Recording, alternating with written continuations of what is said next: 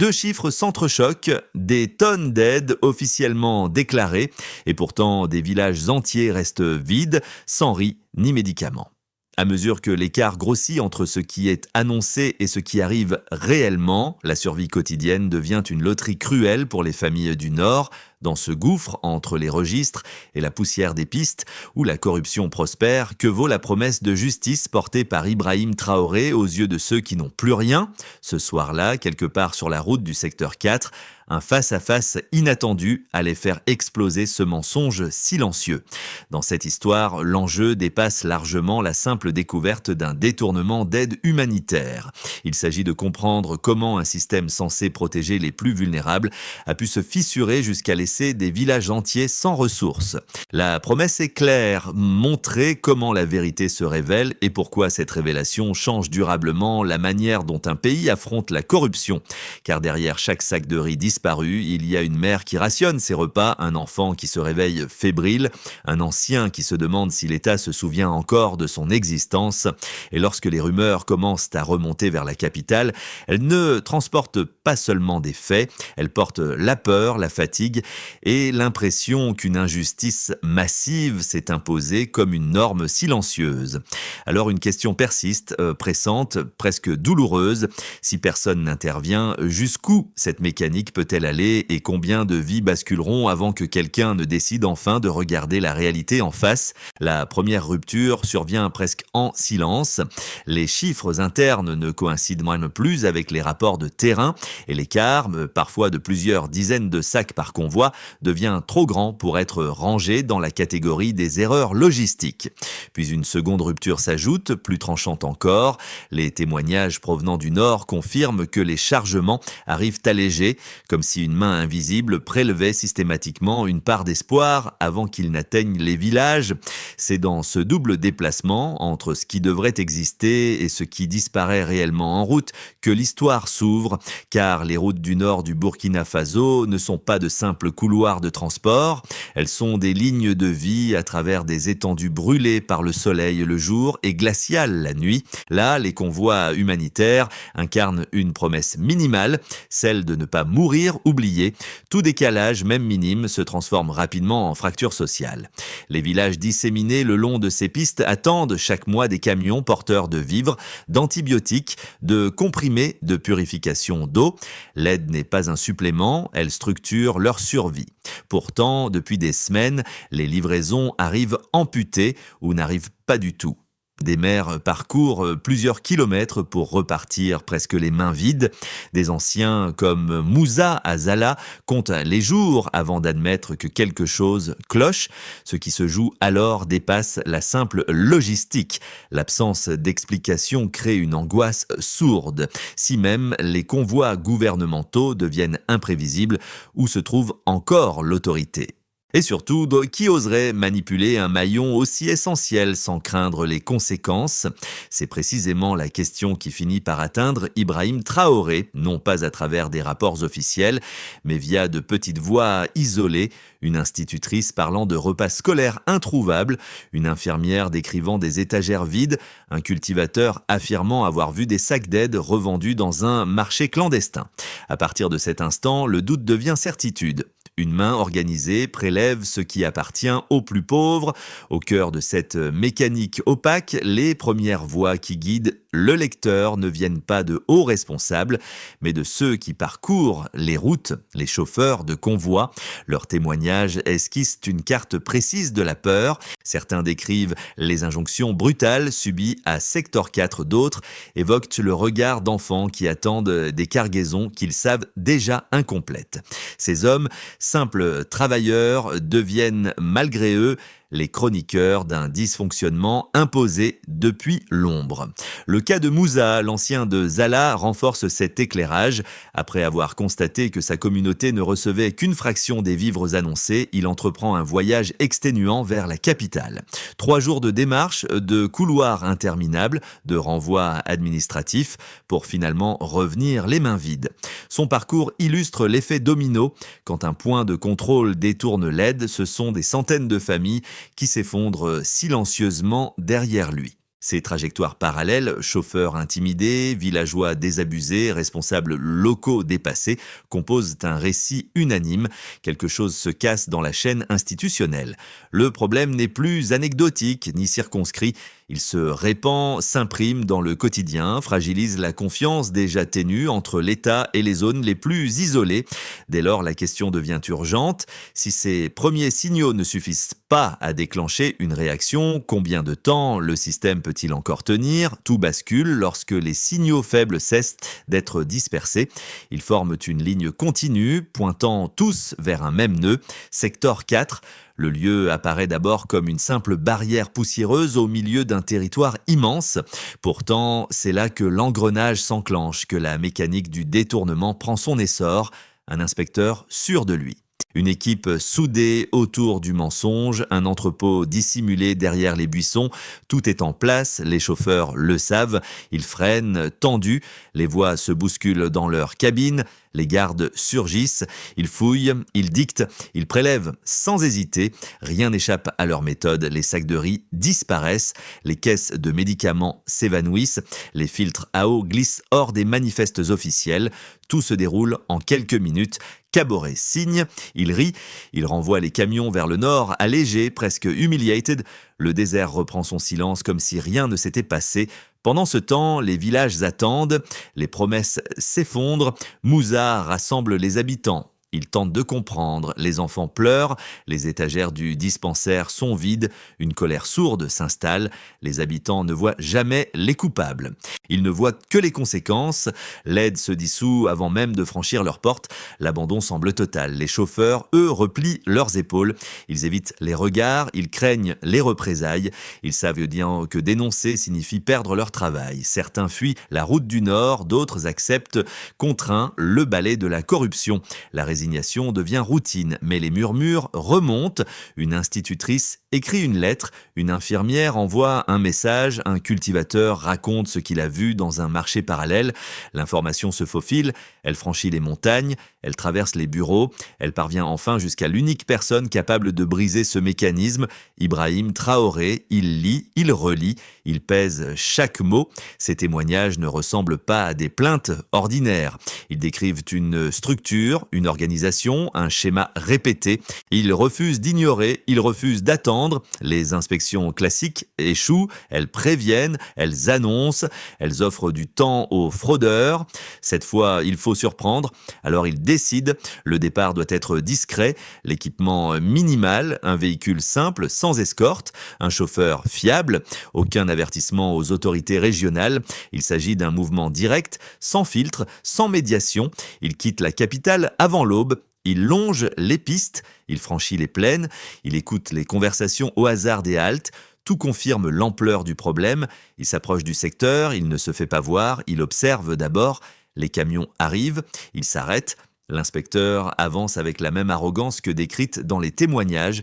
Les gestes sont précis, les intimidations visibles, les prélèvements assumés. À distance, aucun doute, le système est réel. La fraude est totale, alors vient le moment du face-à-face. L'ordre est donné au chauffeur, avancer, se montrer, forcer la rencontre. L'inspecteur s'approche, confiant, prêt à extorquer encore. Il ignore qu'en quelques secondes, tout son univers va s'effondrer. La vitre descend, le regard surgit, Ibrahim Traoré apparaît.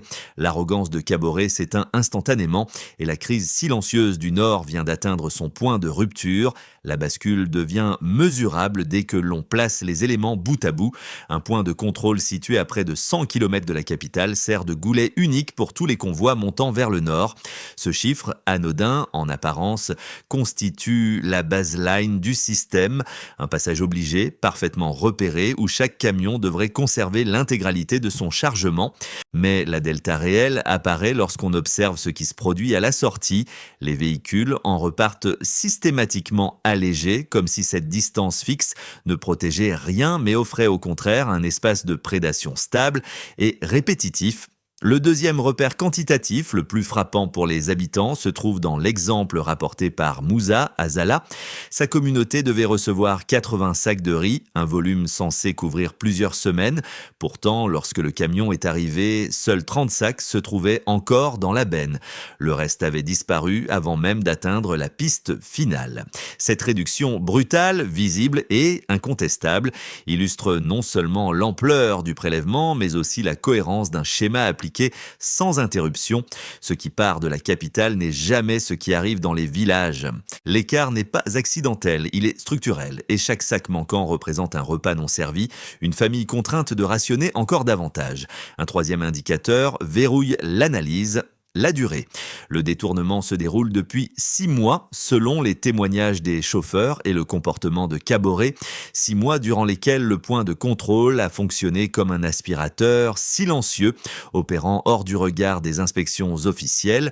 La répétition sur une période aussi longue prouve que la fraude ne relève pas d'une faille ponctuelle, mais d'une organisation complète avec un stockage clandestin, des acheteurs prévenus à l'avance et une équipe disciplinée autour de l'inspecteur. Pris ensemble, ces trois repères, 100 km, 80-30 sacs, 6 mois, créent un faisceau de preuves qui ne peut plus être écarté.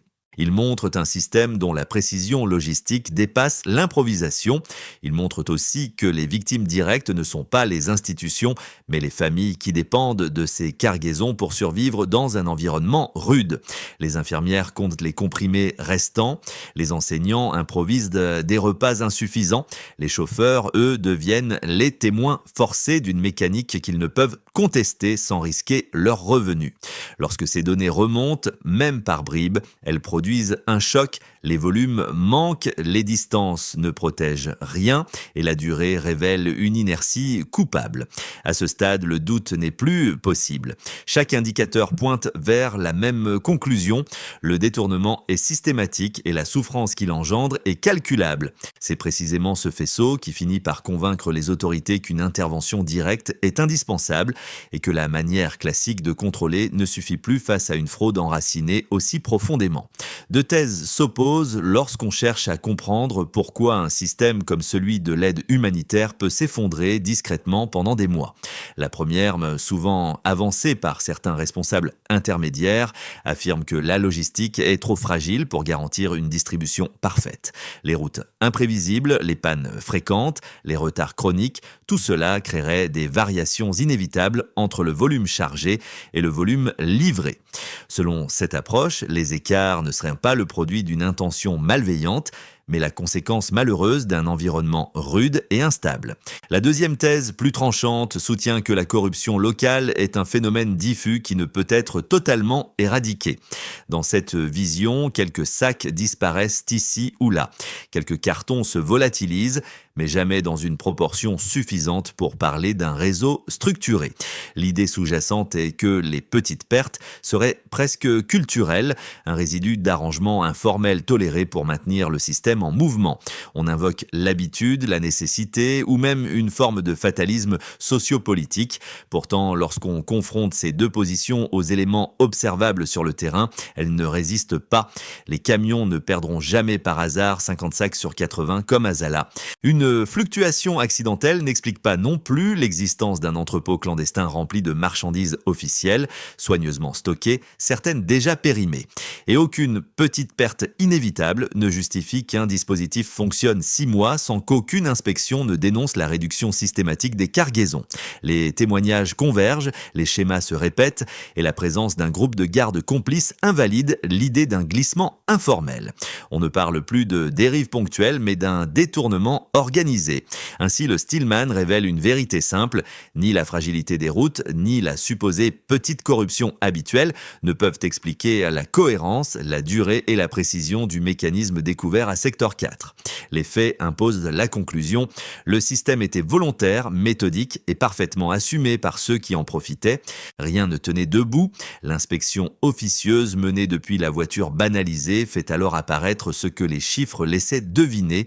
Le procédé n'était pas une rumeur, mais une scène répétée chaque jour. Caboret avançait vers les camions avec l'assurance d'un homme persuadé que personne ne viendrait jamais l'observer au moment crucial. Les gestes étaient codés, l'autorité jouée, les menaces parfaitement rodées. Depuis l'ombre, Ibrahim Traoré voit les sacs glisser dans la zone interdite, les chauffeurs suppliés, les gardes hocher la tête comme si tout relevait d'une procédure normale. Ce moment charnière lui confirme que la défaillance n'est plus administrative, elle est incarnée, visible, filmable dans l'esprit. Les interrogations abstraites deviennent un constat brutal. Le midpoint se cristallise lorsque le véhicule se met en marche, quitte la cachette et roule droit vers la barrière. Le décor ne change pas, mais le sens s'inverse. Celui qui venait observer devient celui qui va être vu. L'arrogance de Caboret, quelques secondes plus tôt inébranlable, s'effrite dès que la vitre descend. Ce basculement, court mais décisif, révèle que la corruption ne repose pas seulement sur le secret, mais sur la certitude de l'impunité. Et c'est précisément cette certitude qui vient de mourir. Les conséquences du détournement apparaissent d'abord dans le quotidien des populations locales, dans une perspective locale. Les villages, déjà frappés par la sécheresse et l'isolement, se retrouvent confrontés à une pénurie artificielle qui frappe plus fort que n'importe quelle tempête. Les dispensaires n'ont plus d'antibiotiques, les écoles réduisent leurs repas, les anciens voient leur ration divisée par 2. Le constat est brutal, ce qui manque dans les entrepôts de Zala n'a pas disparu dans un accident, il a été confisqué ailleurs. Et lorsque Ibrahim Traoré arrive en personne avec les cargaisons récupérées, les habitants comprennent que leur souffrance n'était pas une fatalité, mais le produit d'une trahison humaine. Pour les conducteurs et travailleurs du transport, a dit dans une dynamique liés aux transporteurs. Les impacts sont tout aussi profonds. Ces hommes, contraints d'obéir, vivent depuis des mois avec la peur qu'une dénonciation leur coûte leur emploi ou leur liberté. Certains ont quitté la route du Nord, d'autres ont enfoui leur culpabilité sous la nécessité économique. Le démantèlement du réseau éclaire leur rôle réel. Ils n'étaient pas complices, mais otages d'un système où chaque refus signait une sanction immédiate. L'intervention directe de Ibrahim Traoré, qui constate de ses yeux la coercition exercée, leur offre à la fois un soulagement moral et une preuve que leur parole peut enfin trouver un écho. Pour les agents publics régionaux, dans une perspective institutionnelle, l'affaire produit une onde de choc. Les gouverneurs découvrent qu'un point de contrôle, censé fonctionner sous leur supervision, abritait un entrepôt clandestin rempli de biens estampillés ministère de la Santé. L'arrestation soudaine de Caboret et de ses hommes montre que l'État central peut frapper vite, sans prévenir, et que ne rien voir n'est plus une zone de confort administrative. Les chaînes hiérarchiques tremblent. Si le président peut surgir seul à un checkpoint, alors toute complaisance devient une menace potentielle pour ceux qui l'exercent.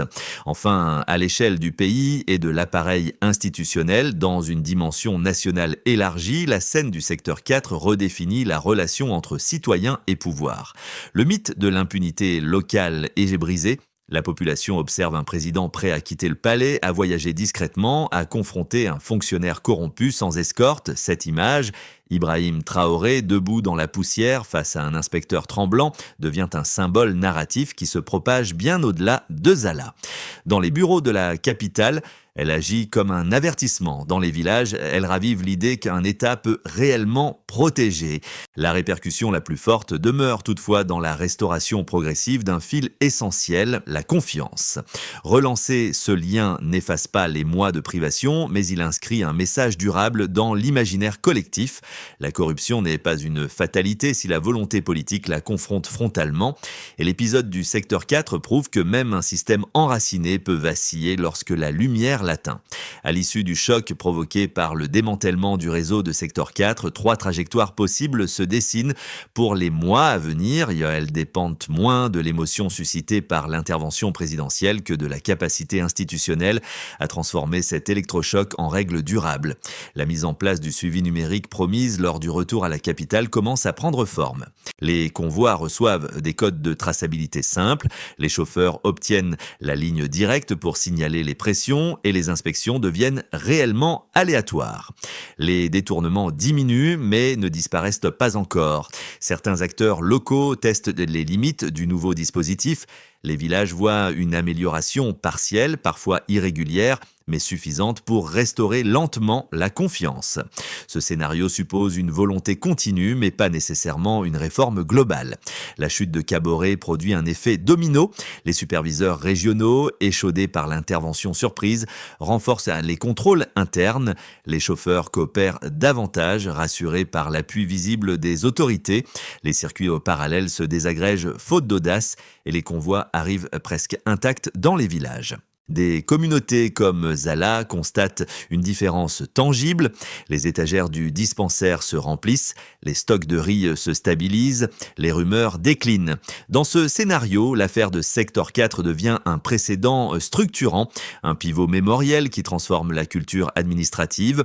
Le réseau est démantelé, mais l'élan s'essouffle. Les promesses de traçabilité prennent du retard, les inspections se raréfient et certains groupes opportunistes comblent le vide laissé par Caboret.